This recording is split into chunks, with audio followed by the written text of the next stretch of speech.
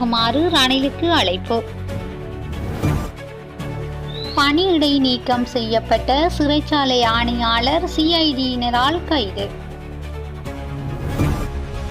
தையிட்டி திஸ்ஸ விகாரையை அண்மித்த பகுதியில் ஆர்ப்பாட்டம் நடத்த நீதிமன்றம் தடை விதிப்பு. பணியிடை நீக்கம் செய்யப்பட்ட சிறைச்சாலைகள் ஆணையாளர் நாயகம் கைது. பணியிடை நீக்கம் செய்யப்பட்ட சிறைச்சாலைகள் ஆணையாளர் நாயகம் துஷார உபுல்தெனிய கைது செய்யப்பட்டுள்ளார். குற்றப்புலனாய்வு திணைக்கள அதிகாரிகளால் இவர் நேற்றைய தினம் கைது செய்யப்பட்டுள்ளதாக தெரிவிக்கப்பட்டுள்ளது. 2025 வெசாக் பண்டிகையை முன்னிட்டு ஜனாதிபதி பொது மன்னிப்பின் கீழ் அனுராதபுரம் சிறையில் தடுத்து வைக்கப்பட்டிருந்த WH அனுலதிலகரட்ன என்பவர் விடுவிக்கப்பட்டுள்ளார். இருப்பினும் அந்த நபருக்கு மன்னிப்பு வழங்கப்படவில்லை என்பதை ஜனாதிபதி செயலகம் உறுதிப்படுத்தியதை தொடர்ந்து விசாரணைகள் முன்னெடுக்கப்பட்டன. இது தொடர்பாக வாக்குமூலம் ஒன்றை வழங்குவதற்காக நேற்றைய தினம் 3வது நாளாகவும் குற்றப்புலனாய்வு திணைக்களத்தில் முன்னிலையான நிலையில் இவ்வாறு கைது செய்யப்பட்டுள்ளார். கைது செய்யப்பட்ட சிறைச்சாலைகள் ஆணையாளர் நாயகம் இன்றைய தினம் புதுக்கடை நீதவான் நீதிமன்றில் முன்னிலைப்படுத்தப்படவுள்ளார். பதில் சிறைச்சாலைகள் ஆணையாளர் நாயகமாக நிசான் தனசிங்க, துஷார உபுல்தெனியவ கைதானதை தொடர்ந்து நியமனம். சிறைச்சாலைகள் மறுசீரமைப்பு மற்றும் நீதி அமைச்சின் மேலதிக செயலாளர் நிசான் தனசிங்க பதில் சிறைச்சாலைகள் ஆணையாளர் நாயகமாக நியமிக்கப்பட்டுள்ளார்.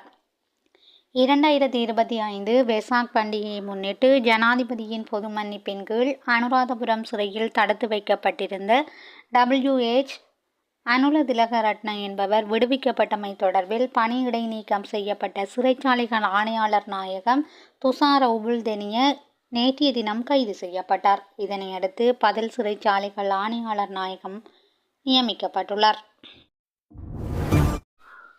25 ஆண்டு சிறை தண்டனைக்கு எதிராக நளின் பெர்னாண்டோ மேன்முறையீடு. அனைத்து குற்றச்சாட்டுகளிலிருந்து விடுதலை செய்யுமாறும் கோரிக்கை.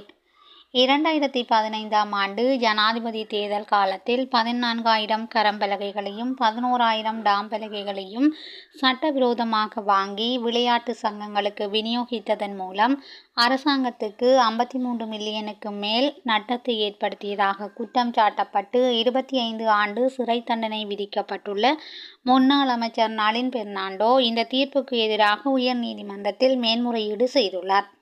இந்த மேன்முறையீட்டு மனு உயர் நீதிமன்றத்துக்கு சமர்ப்பிப்பதற்காக கொழும்பு மேல் நீதிமன்றத்தில் ஒப்படைக்கப்பட்டுள்ளது. லஞ்ச ஒழிப்பு ஆணைக்குழுவால் தாக்கல் செய்யப்பட்ட குற்றச்சாட்டுகளின் அடிப்படையில் 3 அடங்கிய கொழும்பு மேல் நீதிமன்ற நீதிபதிகள் குழு நளின் பெர்னாண்டோவுக்கு 25 ஆண்டுகள் கடூழிய சிறை தண்டனையுடன் அபராதமும் விதித்துள்ளது. இதனைத் தொடர்ந்து இந்த தீர்ப்பை ரத்து செய்ய உத்தரவிடுமாறும் தன்னை அனைத்து குற்றச்சாட்டுகளிலிருந்தும் விடுதலை செய்ய உத்தரவிடுமாறும் நளின் பெர்னாண்டோ உயர் நீதிமன்றத்திடம் கோரியுள்ளார். கெஹலிய ரம்பொக்வெலவிடம் கையூட்டல் மற்றும் ஊழல் ஒழிப்பு ஆணைக்குழு வாக்குமூலம் பதிவு. பிணையில் விடுவிக்கப்பட்டுள்ள முன்னாள் சுகாதார அமைச்சர் கெஹலிய ரம்பொக்வெலவிடம் கையூட்டல் மற்றும் ஊழல் ஒழிப்பு ஆணைக்குழு வாக்குமூலம் பதிவு செய்துள்ளது. தற்போது அவருக்கு எதிராக ஆணைக்குழுவால் நடத்தப்படும் ஊழல் குறித்த விசாரணைகள் தொடர்பில் இந்த வாக்குமூலம் பதிவு செய்யப்பட்டுள்ளது. அதன்படி நேற்று காலை 10 மணியளவில் கையூட்டல் மற்றும் ஊழல் ஒழிப்பு ஆணைக்குழுவில் முன்னிலையான முன்னாள் அமைச்சர் கெஹலிய ரம்பொக்வெல சுமார் 4 மணி நேர வாக்குமூலம் வழங்கியதன் பின்னர் அங்கிருந்து வெளியேறியுள்ளார். சிஐடியில் முன்னிலையாகுமாறு ரணிலுக்கு அழைப்பு. எதிர்வரும் புதன்கிழமை குற்றப்புலனாய்வு திணைக்களத்தில் முன்னிலையாகுமாறு முன்னாள் ஜனாதிபதி ரணில் விக்ரமசிங்கவுக்கு அழைப்பு விடுக்கப்பட்டுள்ளது. மருந்து இறக்குமதி தொடர்பாக முன்னாள் சுகாதார அமைச்சர் கெஹலிய ரம்பொக்வெல குற்றப்புலனாய்வு திணைக்களத்தில் அளித்த முறைப்பாடு தொடர்பில் வாக்குமூலம் பெறுவதற்காக அவருக்கு இந்த அழைப்பு விடுக்கப்பட்டுள்ளது.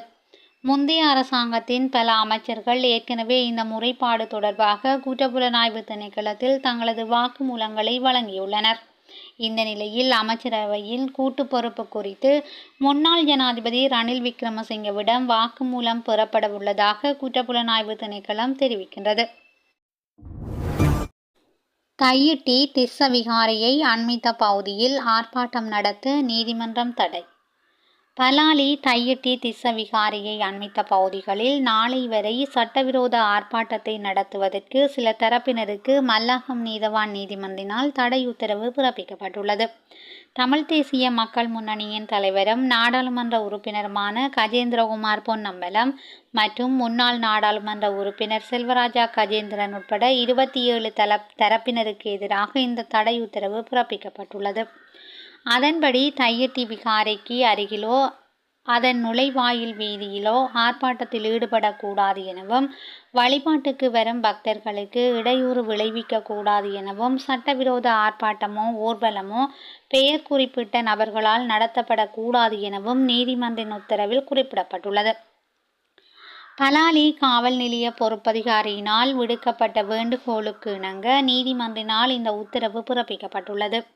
அத்துடன் இன ரீதியிலான சீர்குலைவுகள் ஏற்படக்கூடும் என்ற ரீதியில் காவல்துறையினரால் விடுக்கப்பட்ட வேண்டுகோளுக்கு இணங்க விகாரைக்கு வழிபாட்டுக்காக செல்பவர்களுக்கு மாற்று வீதி ஒன்று அறிவிக்கப்பட்டு அதனை பயன்படுத்துமாறும் மல்லாகம் நீதவான் தமது உத்தரவில் குறிப்பிட்டுள்ளது. தனியார் அரச பேருந்துகளை இயக்குவதற்கு கூட்டு திட்டம். பிமல் ரட்நாயக்க தெரிவிப்பு. தனியார் பேருந்துகள் மற்றும் இலங்கை போக்குவரத்து சபை பேருந்துகளை இயக்குவதற்கான கூட்டு திட்டம் ஒன்றை எதிர்காலத்தில் ஆரம்பிக்க திட்டமிட்டுள்ளதாக போக்குவரத்து அமைச்சர் பிமல் ரட்நாயக்க தெரிவித்துள்ளார். காங்கேசந்துறை தொடருந்து நிலையத்திலிருந்து சரக்கு போக்குவரத்தை ஆரம்பித்து வைக்கும் நிகழ்வில் கலந்து கொண்டு உரையாற்றும் போதே அவர் இதனை குறிப்பிட்டுள்ளார்.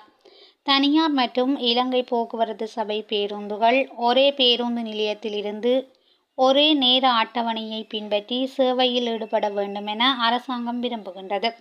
சில பகுதிகளில் இந்த 2 வகை பேருந்துகளும் இருவேறு பகுதிகளில் பேருந்து நிலையங்கள் இருப்பதால் பயணிகளுக்கு ஏற்படும் சிரமத்தை கருத்தில் கொண்டு கூட்டு திட்டம் ஒன்றை ஆரம்பிக்க திட்டமிட்டுள்ளதாக அமைச்சர் பிமல் ரட்நாயக்க தெரிவித்துள்ளார். பேருவளையில் காவல்துறை உத்தியோகத்தர்கள் மீது தாக்குதல், 5 பேர் கைது. பேருவளையில் காவல்துறையின் குற்றப்பிரிவு பொறுப்பதிகாரி உட்பட 3 காவல்துறை உத்தியோகத்தர்கள் மீது குழு ஒன்று தாக்குதல் நடத்தியுள்ளது. சம்பவத்தில் காயமடைந்த காவல்துறை உத்தியோகத்தர்கள் நாகுட வைத்தியசாலையில் அனுமதிக்கப்பட்டுள்ளதாக தெரிவிக்கப்படுகிறது. இந்த சம்பவம் தொடர்பில் 5 பேரை சந்தேகத்தின் பேரில் காவல்துறையினர் கைது செய்துள்ளதாக காவல்துறை ஊடக பிரிவு தெரிவித்துள்ளது. மல்வத்து ஓயாவில் நீரில் அடித்து செல்லப்பட்ட பெண் மீட்பு. மல்வத்து ஓயாவின் பழைய பாலத்துக்கு அருகில் நீராடிக் கொண்டிருந்த பெண் ஒருவர் நேற்று நீரில் அடித்து செல்லப்பட்டு மீட்கப்பட்டுள்ளார். சம்பவ இடத்தில் பணியில் இருந்த காவல்துறை உத்தியோகத்தரால் அவர் மீட்கப்பட்டார். கங்வெல்ல பகுதியைச் சேர்ந்த 54 வயதுடைய பெண்ணே இவ்வாறு நீரில் அடித்து செல்லப்பட்டார். குறித்த பெண் மீட்கப்பட்டு அவரது உறவினர்களிடம் ஒப்படைக்கப்பட்டுள்ளதாக காவல்துறை தெரிவித்துள்ளது. வீரகெட்டிய பகுதியில் 100 கிலோகிராம் போதைப் பொருட்கள் மீட்பு. ஹம்பாந்தோட்டை வீரகெட்டிய அத்துபோண்டே பகுதியிலிருந்து 100 கிலோகிராம் நிறையுடைய கெரோயின் என சந்தேகிக்கப்படும் போதைப்பொருள் மீட்கப்பட்டுள்ளதாக காவல்துறை தெரிவித்துள்ளது. கைவிடப்பட்ட காணி ஒன்றிலிருந்து இவை மீட்கப்பட்டுள்ளதாக தெரிவிக்கப்பட்டுள்ளது. இதன்போது கெரோயின் என சந்தேகிக்கப்படும் போதைப் பொருட்கள் அடங்கிய 100 பொதிகள் மீட்கப்பட்டுள்ளதாக காவல்துறை தெரிவித்துள்ளது. செய்திகளை உடனுக்குடன் தெரிந்து கொள்ள SL தமிழ் வலையொலி பக்கத்துடன் இணைந்திருங்கள். நன்றி, வணக்கம்.